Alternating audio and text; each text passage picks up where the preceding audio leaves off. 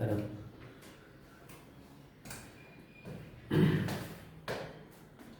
Okay, तो yesterday जो हम लोग रीड किए थे, जो फिजिक्स है ना, फिजिकल वर्ल्ड हमारा जो फर्स्ट चैप्टर था, इसमें फिजिक्स एक है ग्रीक वर्ड फिजिक्स है ना, एंड इट डिराइव, इसका मतलब क्या होता है, नेचर, इट मीन्स नेचर।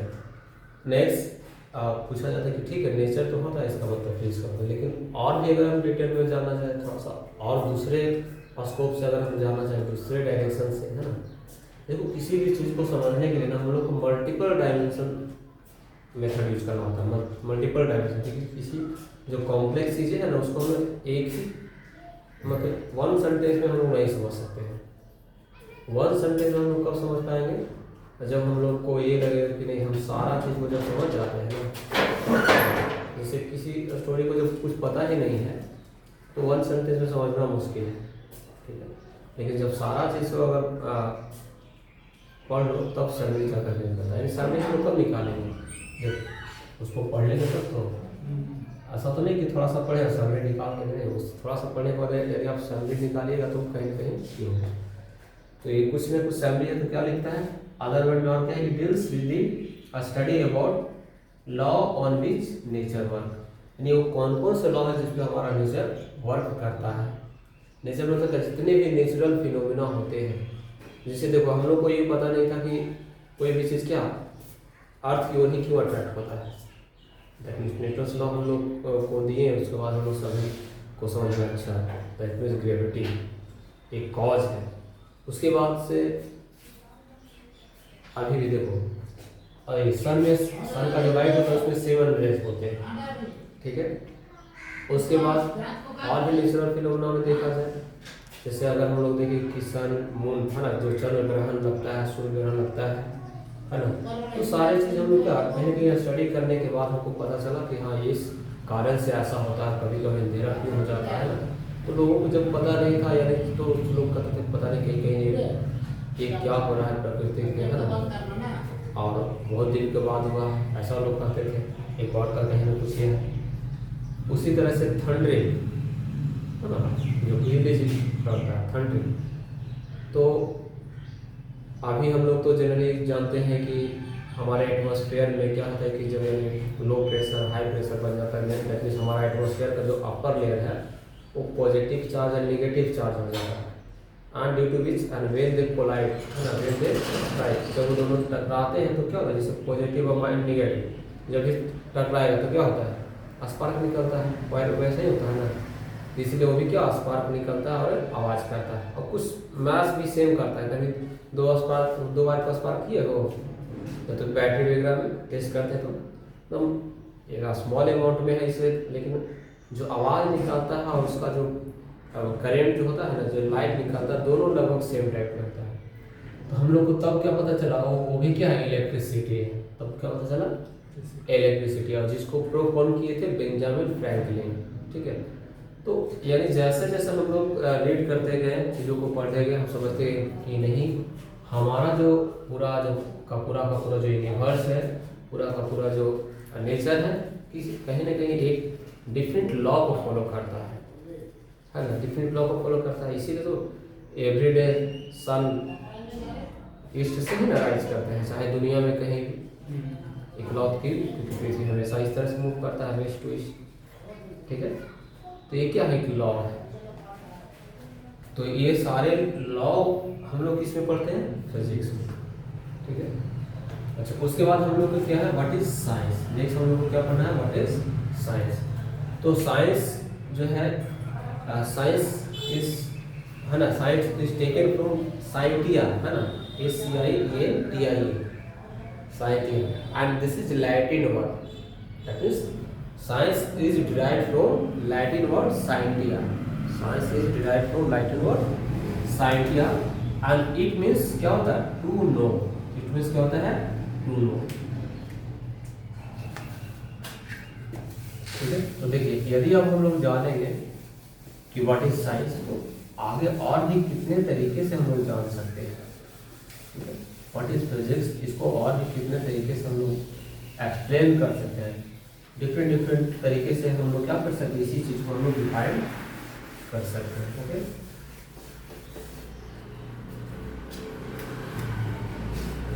लिखेंगे science is derived from Latin word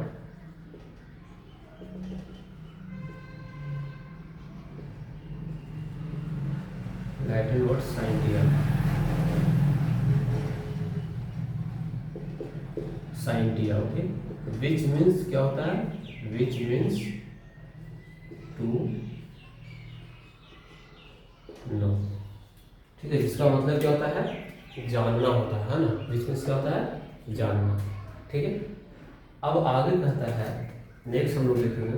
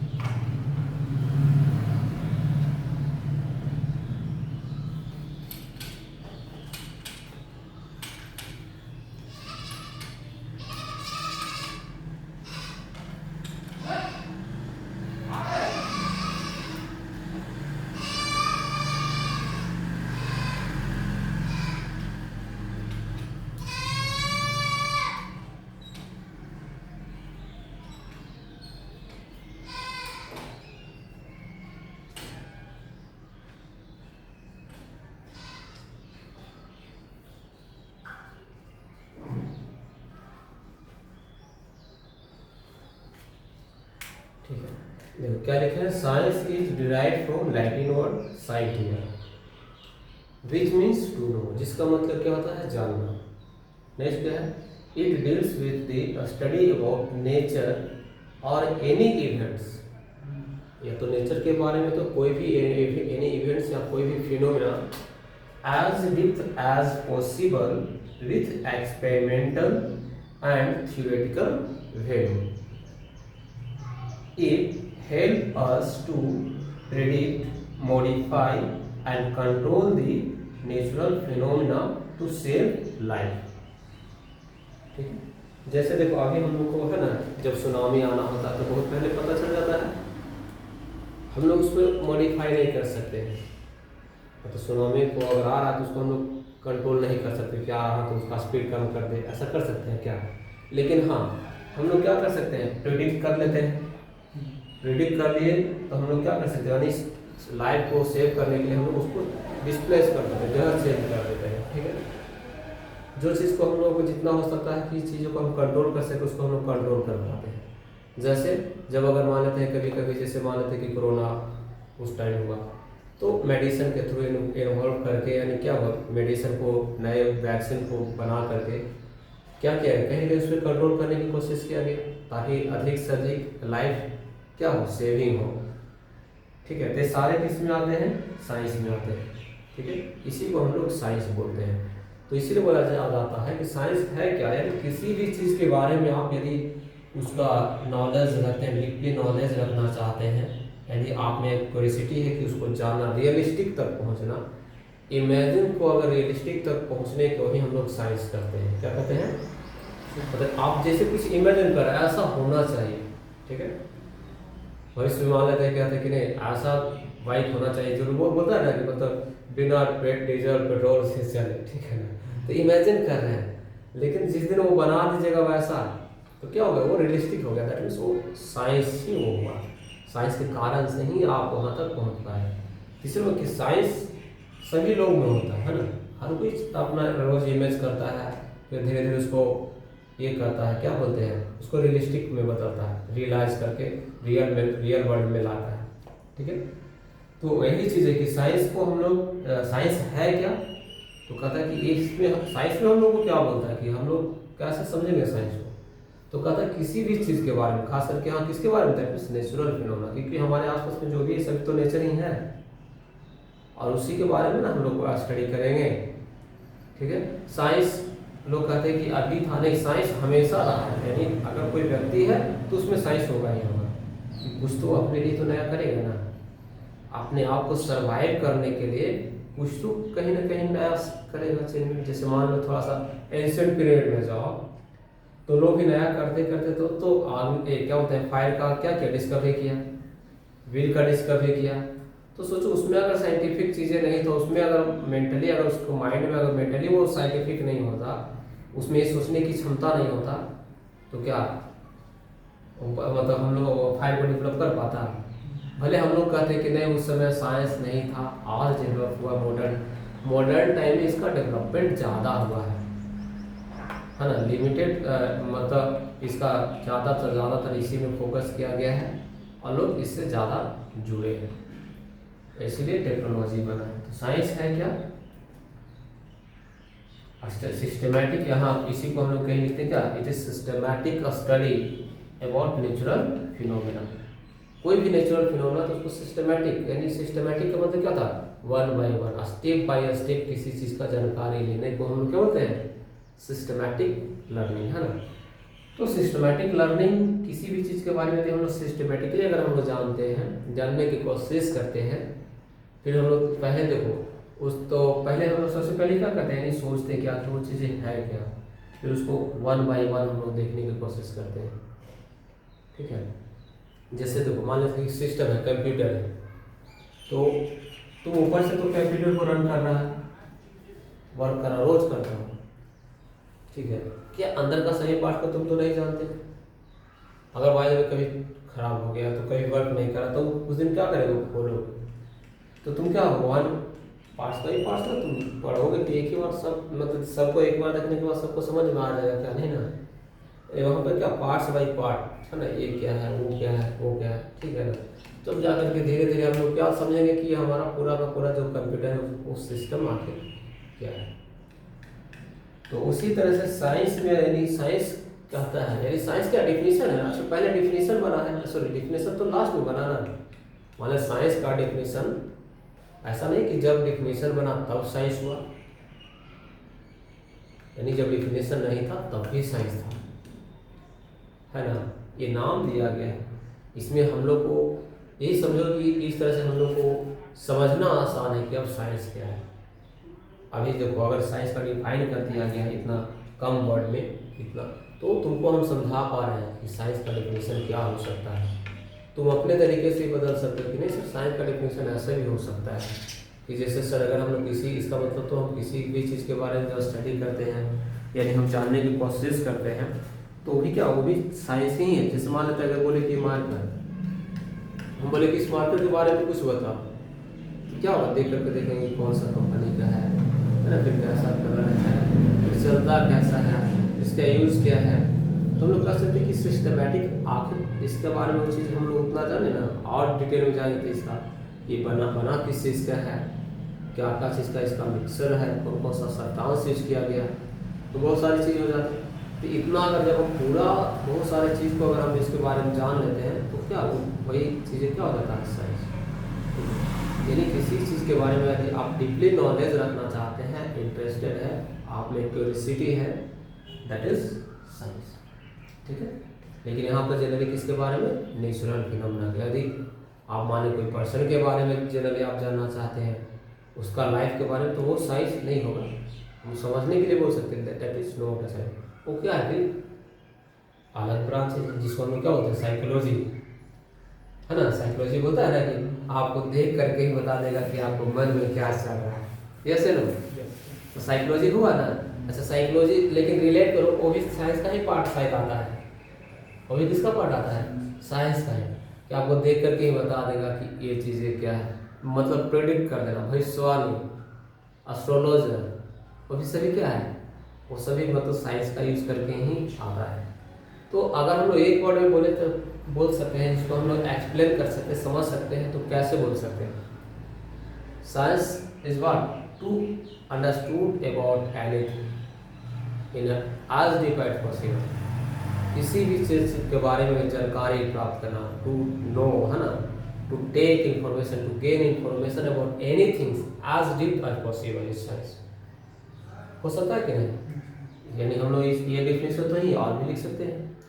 किसी भी चीज़ के बारे में, किसी भी इवेंट्स के बारे में आप कितना डीपली जान पा रहे हैं, यानी आप कितना डीपली उसके बारे में आप इंफॉर्मेशन को गैदर कर रहे हैं, गेन कर रहे हैं, प्राप्त करते हैं, that is science.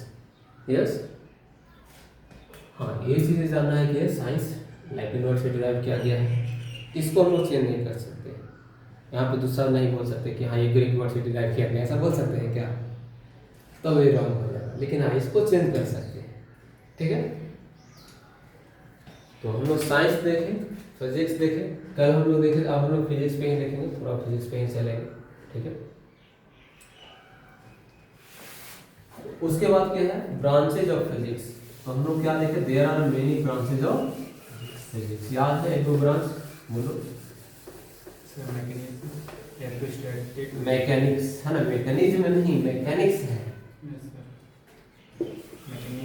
Electrostatic, electromagnetic, electrodynamic,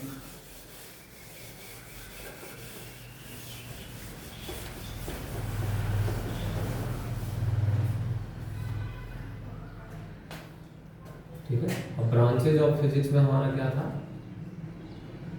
branches of physics हम लोग क्या लिख सकते हैं, जैसे मैकेनिक्स,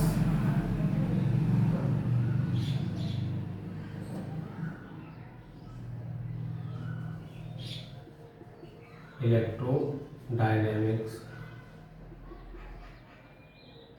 थर्मोडायनेमिक्स,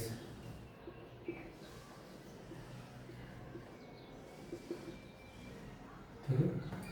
उसके बाद हम लोग नेक्स्ट क्या देख सकते हैं, ऑप्टिक्स, एकॉस्टिक्स,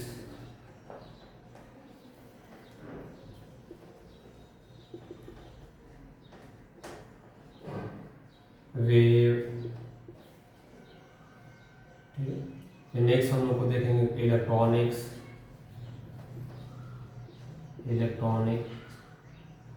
ये सभी क्या है मेजर ब्रांचेज ऑफ फिजिक्स। फिर क्वांटम फिजिक्स,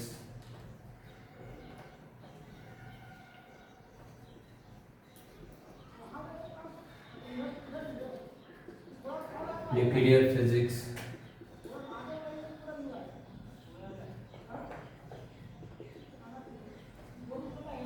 तो that means there are many branches of physics, but हम लोग कुछ जो है जिसको हम लोग इंट्रोड्यूस करते हैं। जैसे हम लोग को मैकेनिक्स क्या है, study about motion of object या मोशन ऑफ ऑब्जेक्ट। जैसे हम लोग क्लास 9 में पढ़े हैं what about motion of speed of car, displacement, velocity, acceleration. यहाँ हम लोग रीड करेंगे angular velocity, study about motion of object. कोई भी अगर ऑब्जेक्ट है तो उसमें मोशन क्या है, अब मोशन हुआ था, that means what is motion. ठीक है, so study about motion of object is what called mechanics. Object में कुछ भी हो सकता है, इवन स्मॉलर या लार्जर, है ना, स्मॉलर या बिगर जो भी है। जैसे देखो ये भी मैकेनिक्स है, यहाँ पे क्या लिखे हैं, क्वांटम मैकेनिक्स। देखो कहीं पे लिखे हो क्वांटम फिजिक्स, और क्वांटम मैकेनिक्स भी होता है। दैट मीन्स क्या, अगर mechanics, classical mechanics, quantum mechanics. तो क्लासिकल मैकेनिक्स में जैसे हम लोग कार हो गया, बड़े बड़े पार्टिकल्स का मोशन है जिसको हम लोग आंखों से देख सकते हैं, जैसे speed of car, speed of bike, है ना, स्पीड ऑफ रेन ड्रॉप, ठीक है, velocity of what is aeroplane, velocity of wind. ठीक है, ये सारे लगभग क्या मैक्रोस्कोपिक में आते हैं, जिसको हम लोग क्लासिकल फिजिक्स कहते हैं। Velocity of water, velocity of fluid, ठीक है, velocity of boat, velocity of train. ये सारे चीज़ जो हम लोग स्टडी करते हैं, ये सब किस में आता है, मैकेनिक्स में। यानी मैकेनिक्स आगे इसको अगर हम लोग फर्दर डिवाइड करेंगे, ये दो पार्ट में होगा, classical mechanics and quantum mechanics. Classical mechanics and quantum mechanics. Okay, ये कितने हो जाएंगे, classical mechanics and quantum mechanics. Yes, okay. अब क्लासिकल मैकेनिक्स क्या है, इट डील्स अबाउट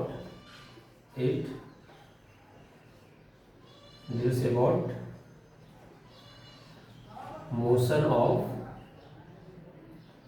मैक्रोस्कोपिक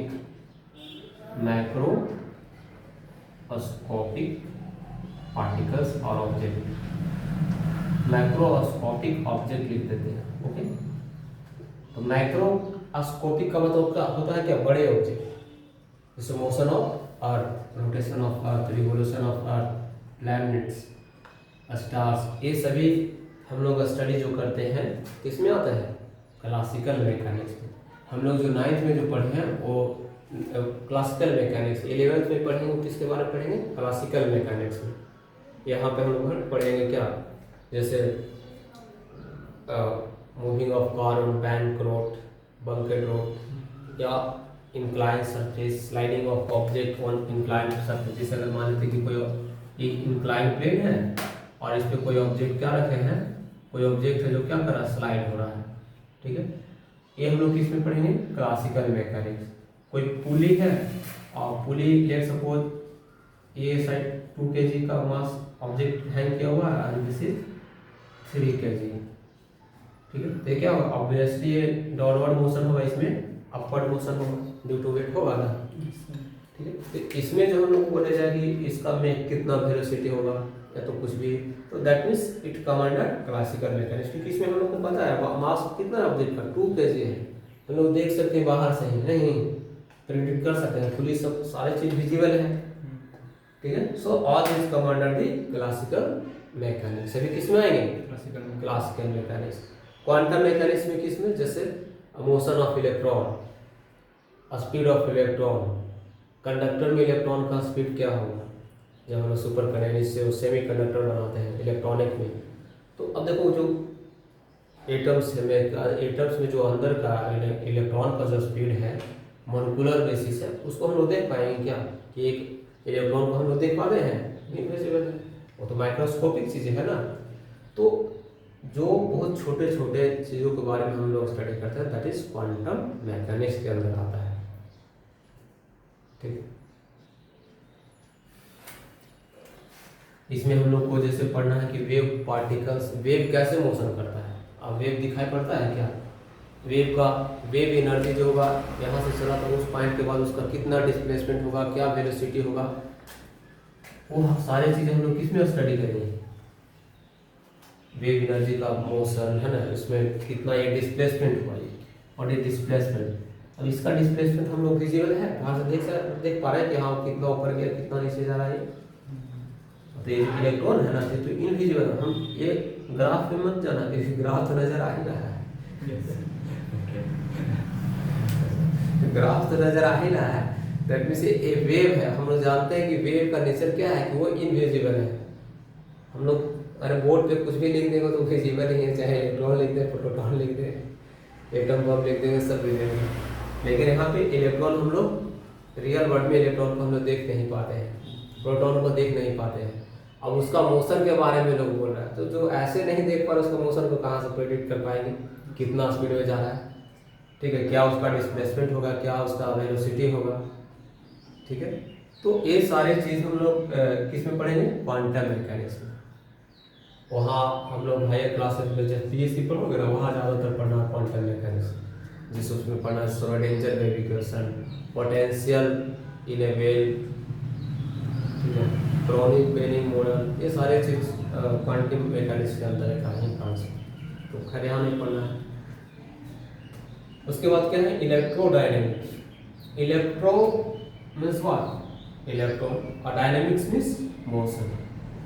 तो यदि इलेक्ट्रॉन मोशन हो रहे हैं तो उसका डिफरेंट फिनोमेना जो क्रिएट हो रहा है, उस फिनोमेना को अगर हम स्टडी करते हैं दैट इज इलेक्ट्रोडायनेमिक्स। जैसे मैग्नेटिज्म, मैग्नेटिज्म कब प्रोड्यूस होता है, due to motion of electron. जब चार्ज रेस्ट में रहता है, जब चार्ज रेस्ट में रहता है तब क्या होता है, ओनली इलेक्ट्रिक फील्ड प्रोड्यूस होता है, ठीक है। लेकिन when charge is in motion, जब चार्ज मूव करता है then it also create a magnetic field, okay. And so it is electrodynamics. And एक आधा है इलेक्ट्रोस्टैटिक, इलेक्ट्रोस्टैटिक एंड पोटेंशियल, ठीक है, वो हम लोग को क्लास 2 में फिर पढ़ना है। तो ये जनरली हम लोग किस में स्टडी करेंगे, study about motion of electron and their different phenomena, their different application. Thermodynamics, a study of motion of heat, that means transfer of heat, how heat transfer from one material to other material.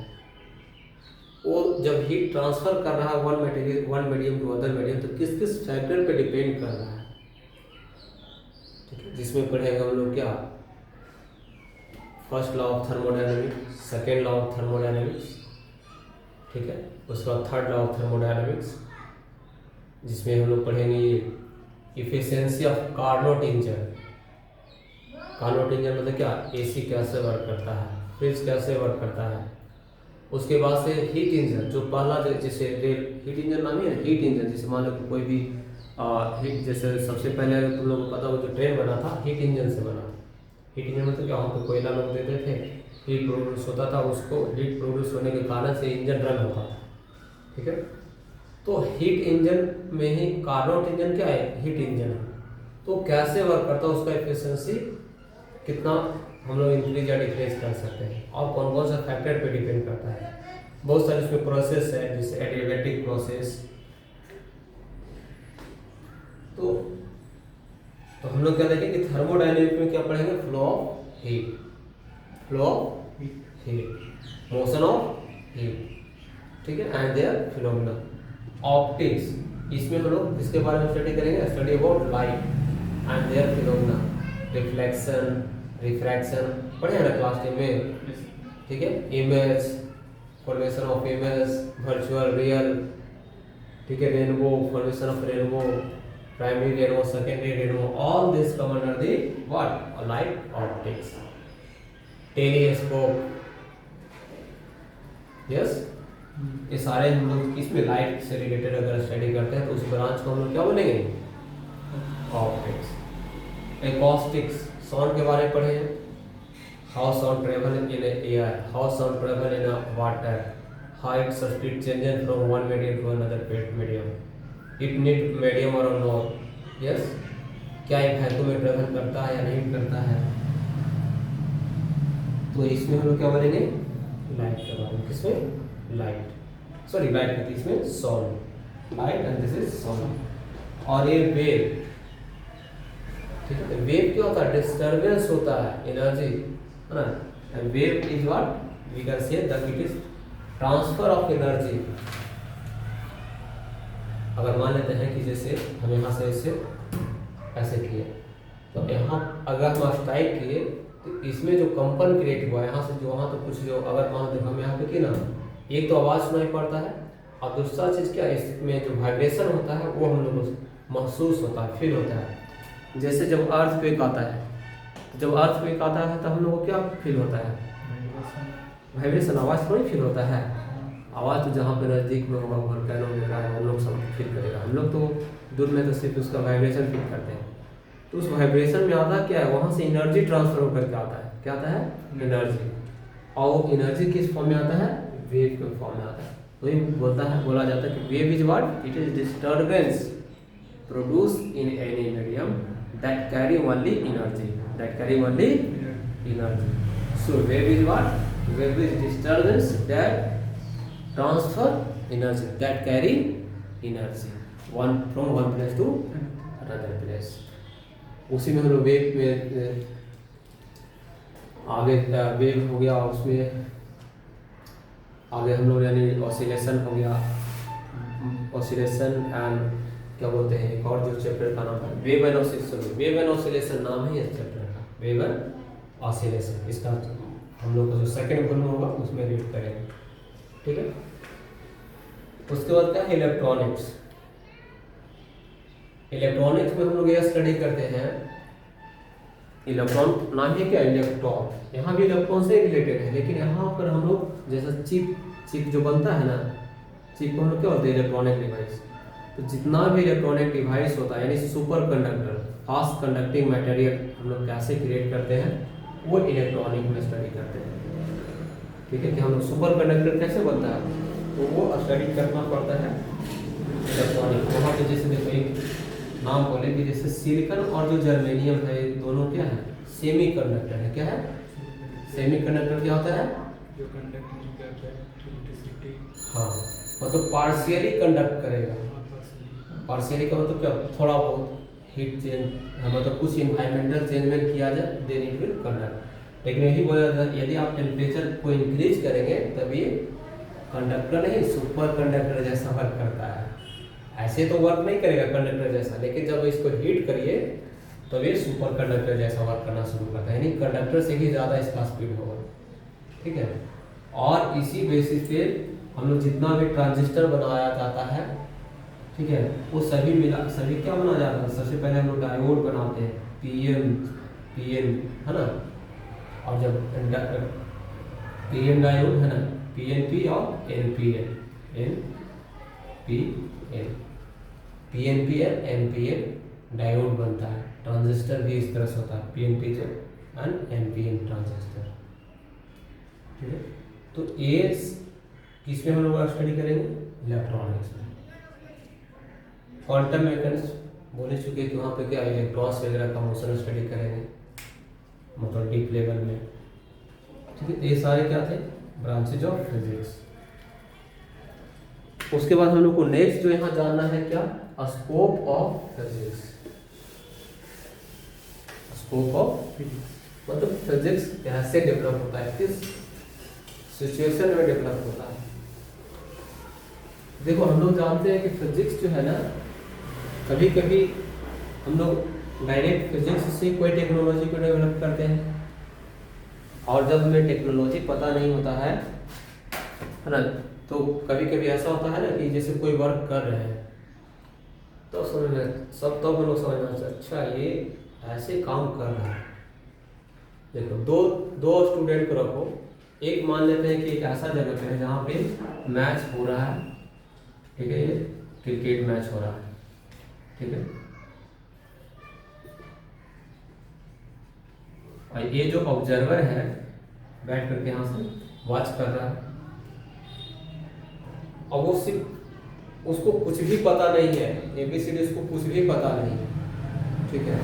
लेकिन यदि वो इसको सीखना चाहे, अगर इसके बारे में जानना चाहे, इसकी आखिरी जो क्रिकेट हो रहा है इसका नियम क्या है, ठीक है, क्या करेगा, ध्यान से बैठ करके देखेगा कि अच्छा क्या है। तो वो आएगा तो क्या देखेगा, अच्छा ये सबसे पहले तो देखा कि बहुत सारे लोग आ गए हैं इसमें, जितने भी प्लेयर होते हैं बहुत सारे लोग हो जाते हैं, लगभग 22-25 तक आएगा।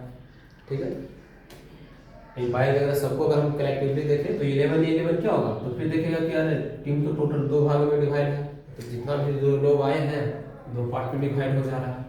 ठीक है, उसके बाद वो क्या देखेगा कि दो टीम डिवाइड हुआ है, उसमें से एक पर्सन आकर के क्या टॉस जो करता है। ठीक है, यहाँ पर देखेगा कि एक साइड 3-3 विकेट है, और पता नहीं हम लोग जाना है विकेट है, लेकिन अगर कुछ नहीं जाना तो बोलेगा पता नहीं क्या है, लेकिन इधर 3 है और इधर भी 3 है, मान लो विकेट वो भी जाता है, हम लोग नाम दे देते हैं विकेट जाता है। 2 पर्सन, एक पर्सन इधर खड़ा हुआ, दूसरा पर्सन इधर, अच्छा एक साइड से बॉल दे रहा है, दूसरा हिट कर रहा है। तो एक बार में वो नहीं समझेगा, 2 बार 3 बार देखे। कभी एम्पायर अगर मान लेते हैं कि हाथ ऐसे उठाएगा तो एक ही उठाया है, तब देखेगा कि अच्छा एक चला गया है, ऐसे उठाया तो मान इस तरह से उठाया, अब क्या है, तब देखेगा अच्छा बाउंड्री के बाहर चला गया शायद, इसीलिए ऐसे किया। उसका मतलब क्या, अगर सब चीज़ें वो देख रहा है तो लास्ट में फाइनली ये कंक्लूड करेगा कि अच्छा इसका मतलब ये इस तरह का खेल है जिसमें ऐसे ऐसे नियम होते हैं, है ना। तो वो क्या करेगा, किसी दूसरा जो अपना टीम कहीं बनाना चाहेगा या तो किसी को बताना चाहेगा तो वो ऐसा बताएगा, तो एक्सप्लेन कर सकता है कि देखो एक इस तरह का भी खेल हम लोग खेल सकते हैं, है ना। तो यहाँ पर क्या हुआ, यहाँ पर जो लॉ है, ये जो पर्सन है लॉ यानी फिजिक्स को डेवलप किया क्या, एक्सपेरिमेंट को देख करके। ये लोग एक्सपेरिमेंट कर रहा था, ये लोग प्रैक्टिकल कर रहा है, और इस प्रैक्टिकल को देख करके लॉ बनाया। ठीक है, और यही पर्सन जब यहाँ पर आ रहा है तो क्या कर रहा है, यहाँ लॉ सीख करके आया है और यहाँ पर प्रैक्टिकल कर रहा है। ठीक है, तो ये बोलता है कि फिजिक्स कभी कभी डेवलप कहाँ से होता है, प्रैक्टिकल से डेवलप होता है, और कभी कभी हम लोग जो टेक्नोलॉजी जो है वो फिजिक्स से डेवलप होता है। मतलब कभी कभी हम लोग मशीन को हम लोग फिजिक्स के लॉ पे बनाते हैं, और कभी कभी ऐसा होता है कि कोई मशीन हम लोग बना रहे होते हैं और नहीं समझ में आता है, नहीं समझ तो देखते कह रहे अचानक ऐसा हुआ, तो हम लोग को पता चलता अच्छा ये लॉ है, ऐसा होता तो ज़्यादा बेटर होता। जैसे सोचो कि जैसे हम कल भी तुम लोग को बता रहे थे कि हम लोग जो पहले जो है ना जो बसेस वगैरह होते थे ज़्यादातर स्क्वायर शेप में होता था। ठीक है ना, तो आगे से पूरा स्क्वायर और बहुत बड़ी बड़ी बसेस। ठीक है, तो लेकिन अब क्या है, अब थोड़ा सा मॉडिफाई कर दिया गया है। ठीक है, अभी जो देखो, अब जो मान लो पहले का जो ट्रेन, अब लोग जो बुलेट ट्रेन पे आए, बुलेट ट्रेन तो प्रेजेंट में बनाया गया है ना, शुरू से तो हम लोग उसमें भी स्क्वायर टाइप में ही बनाते थे, तो उसका स्पीड क्या था, कम था। तो लोगों में कहीं ना कहीं वो फिजिक्स में देखा, एक्सपीरियंस किया कि नहीं लगता है ऐसा चीज़ बनाने से वो क्या है, मतलब स्क्वायर शेप में अगर रहता है तो ट्रेवल करता है तो क्या हवा जो है रजिस्ट कर देता है, दैट मीन्स रोकता है, यानी स्पीड को कम कर देता है, जिससे हमारा एनर्जी ज़्यादा यूज होता है। तो हम लोग उसको अगर बोर्ड शेप में दे या तो स्ट्रीम लाइन अगर शेप दे तो स्पीड ज़्यादा होता है। यहाँ पे क्या एक्सपीरियंस किया है, वो जब एक्सपेरिमेंट है, जब वो ट्रैवलिंग कर रहा है तो फील कर रहा है वैसा चीज़ कि अगर इसको अगर भी शेप रहेगा तो ज़्यादा आसान होता है कहीं ना कहीं। अब पर्सनली वो व्यक्ति बैठ करके नहीं फील किया है, लेकिन क्या है उस चीज़ को फील किया कि अगर इसको शेप में चेंजमेंट किया जाए, थोड़ा सा मॉडिफाई किया जाए तो हमको क्या होगा, बेनिफिट होगा। तो वो मॉडिफिकेशन कहाँ हुआ, एक्सपेरिमेंट से हुआ। ठीक है, और पहला क्या जो टेक्नोलॉजी बना वो किससे बना था, फिजिक्स से, यानी लॉ से। तो स्कोप ऑफ फिजिक्स दोनों क्या है, एक दूसरे से रिलेटेड है। जैसे देखो अब हम लोग यहाँ पे देखते हैं, तुम लोग सभी जानते हो कि जो रीड किया गया, ये जो क्या बताया गया, न्यूटन्स लॉ ऑफ ग्रेविटेशन, सभी जानते हो, यस। देखो जो न्यूटन्स लॉ ऑफ ग्रेविटेशन है, इसमें तुम लोग स्टोरी सुनता हो कि न्यूटन्स जो थे एक बार अपने क्या कहते हैं पार्क में थे, बैठे हुए थे, ऊपर से एप्पल गिरा, वो सोचने लगे कि अच्छा एप्पल ऊपर क्यों गिरा, तो नीचे क्यों गिरा, ऊपर क्यों नहीं गिरा। तो फिर वो सोचते कि कुछ तो कारण है जो सारे चीज़ अर्थ की सेंटर की ओर ही गिरते हैं। तो इस बेसिस पे उन्होंने क्या दिए, लॉ दिए, क्या दिए, लॉ ऑफ, जिसे हम लोग क्या बोलते हैं, gravitational law, universal law of gravitation, जिसको हम लोग क्या बोलते हैं, यूनिवर्सल लॉ ऑफ ग्रेविटेशन। अब सोचो जो यूनिवर्सल ऑफ ग्रेविटेशन जो न्यूटन दिए हैं, वो क्या एक्सपेरिमेंट करने गए थे पहले, वो एक ऐसा इवेंट्स हुआ जो नेचर में खुद उन्होंने देखे, अब एक्सपेरिमेंट ही हो गया वो, ठीक है। तो उनको माइंड में क्या हो, कैसे ऐसा चीज हम करते हैं, लेकिन है ना, ये सब पूछो तो न्यूटन्स लॉ ऑफ ग्रेविटेशन जो दिए, ये Kepler's law of planetary motion है ना, उसके बारे में पढ़ने के बाद ये Kepler's law of planetary motion.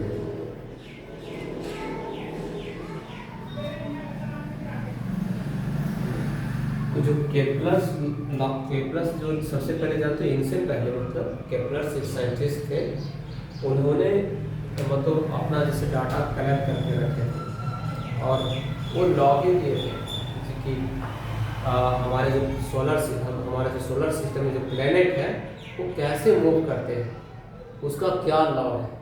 तो उन्होंने यहाँ पे 3 लॉ दिए थे, ठीक है। तो इन्होंने क्या किए, इनका डाटा को रीड किए, जबकि केपलर्स का ये भी स्टूडेंट थे, और ये स्टूडेंट किसका थे, टाइको ब्राहे अदर साइंटिस्ट थे, फिजिसिस्ट, ठीक है। तो टाइको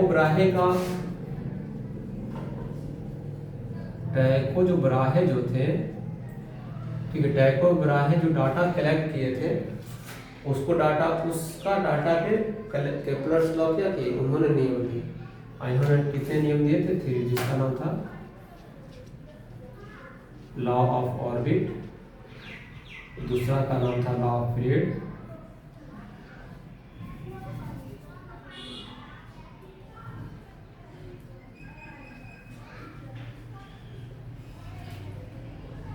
ठीक है, और थर्ड में बोले थे कि टी जो है directly proportional to R cube, square of time period, है ना।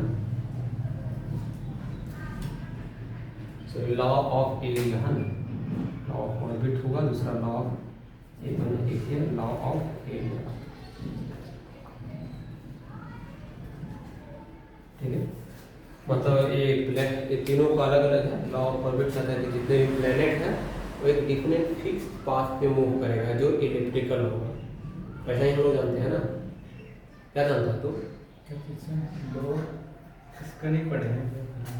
मतलब ऐसा लोग जानते हैं ना कि जितने भी प्लेनेट होते हैं एक पाथ पे मूव करते हैं, इलिप्टिकल पाथ, इतना तो जानता है ना। तो वो इलिप्टिकल पाथ को इन्होंने नाम क्या दिए, ऑर्बिट। क्या नाम दिए? ऑर्बिट।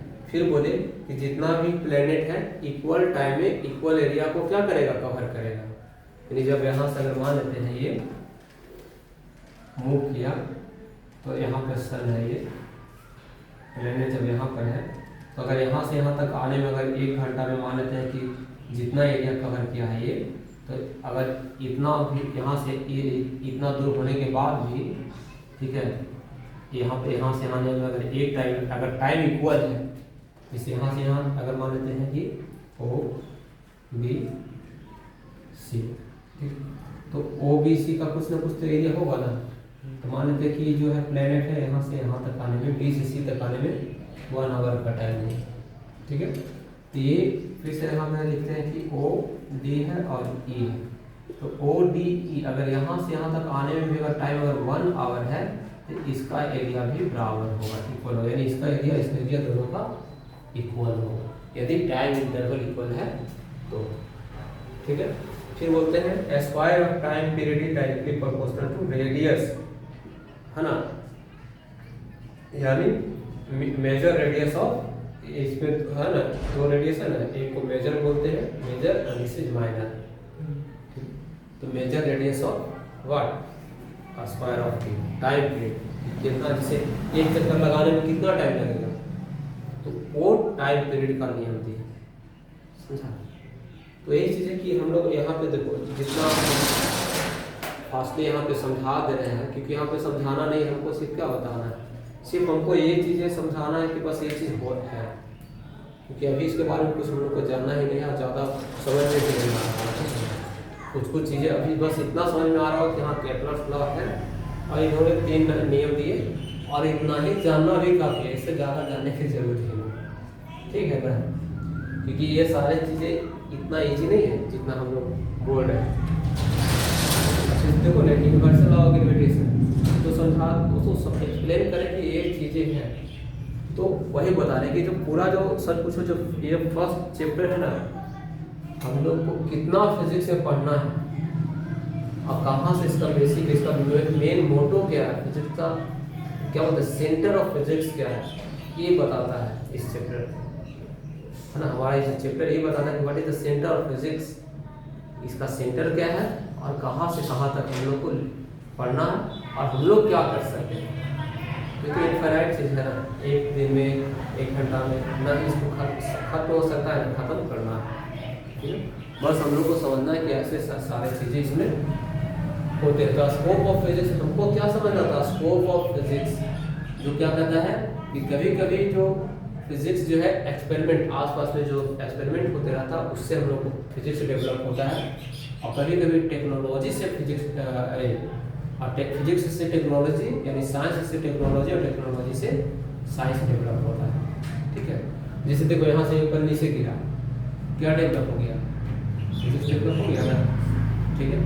अब इस लॉ पे बहुत सारे टेक्नोलॉजी वर्क कर रहे हैं, डिवाइस बनाया जा रहा है ना, तो फिजिक्स से क्या बना, टेक्नोलॉजी बना, ठीक है। अब मान लेते कुछ टेक्नोलॉजी में जैसे अभी देखो, जब अभी फोन का स्टैंडर्ड कितना हाई हो गया है ना, क्या शुरू में इतना हाई होगा, लेकिन धीरे धीरे एक्सपेरिमेंट को यूज करते करते यहाँ पर जैसे जैसे प्रॉब्लम आते गया, उस प्रॉब्लम को हम लोग रिमूव करते गए, तो आज हमारे पास क्या स्टैंडर्ड फ़ोन हो गया।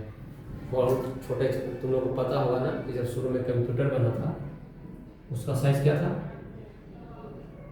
एक रूम के जैसा। अब आज देखो कि हम लोग को लैपटॉप, हमारा फोन भी क्या है, कंप्यूटर ही है। तो ये कैसे हुआ डेवलप, ये टेक्नोलॉजी से ही ना फिजिक्स डेवलप होते गया, यानी इसके पीछे जो भी लॉजिक लगे होंगे तो टेक्नोलॉजी एक्सपीरियंस से डेवलप होते गया कि नहीं इस चीज़ को हम कम कर देते हैं, ऐसे कम कर देते हैं, इसमें ये चेंजमेंट कर देते हैं, तो न्यू टेक्नोलॉजी डेवलप होते गया, तो साइंस भी हमारा डेवलप होते गया। दोनों एक दूसरे से इंटर रिलेटेड है। एक वर्ड में समझो तो ठीक, हम लोग जैसे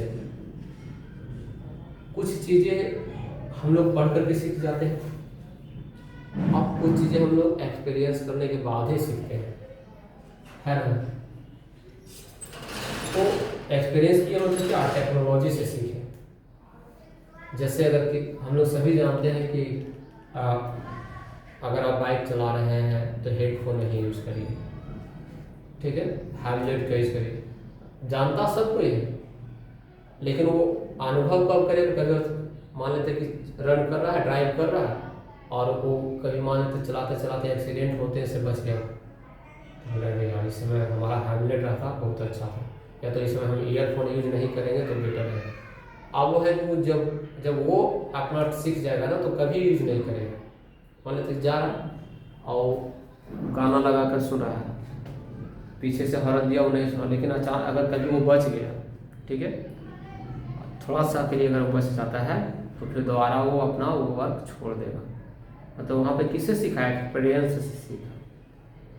तो ठीक उसी तरह से यहाँ भी फिजिक्स और टेक्नोलॉजी एक दूसरे से रिलेटेड है, ठीक है ना, काफ़ी है ना। बाकी हम लोग कल अब देखेंगे सिर्फ हम लोग बेसिक जो फोर्सेस है ना 4 टाइप्स का, वो हम लोग रीड करेंगे, उसके बाद सेकेंड चैप्टर फिजिकल वर्ल्ड है वो समझेंगे, ठीक।